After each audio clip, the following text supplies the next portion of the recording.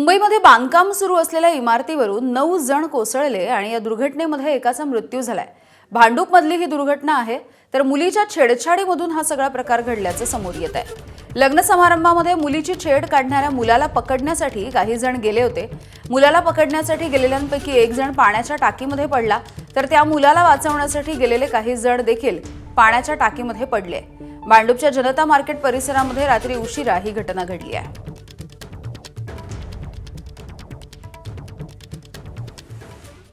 दरम्यान या प्रकरणी भांडूपमधल्या विकासकावरती देखील निष्काळजीपणाचा गुन्हा दाखल करण्यात आला असल्याची माहिती पोलिसांनी दिली आहे। आढावा घेतलाय आमच्या प्रतिनिधी प्रशांत बढे यांनी।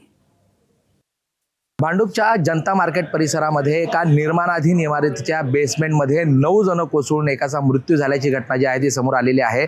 या प्रकरणी आपण जर बघितलं तर आता पोलिसांनी एक मोठा खुलासा केलेला आहे।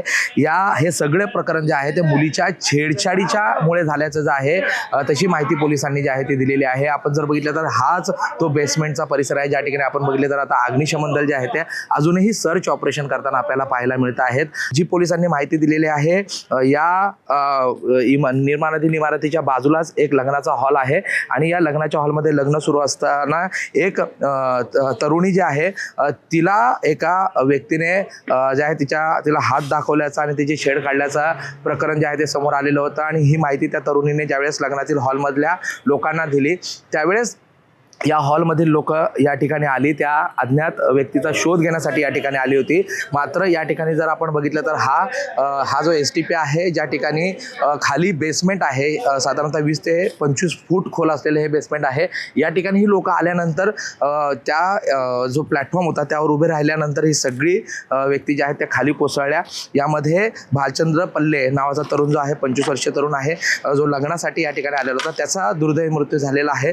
तर 8 जण अजूनही जखमी आहेत। या संपूर्ण प्रकरणी आता भांडूप पोलीस जे आहे ते हलगर्जीपणाचा गुन्हा जो आहे तो विकासकांवर नोंदवण्यात असल्याची माहिती जी आहे ती पोलिसांनी दिलेली आहे।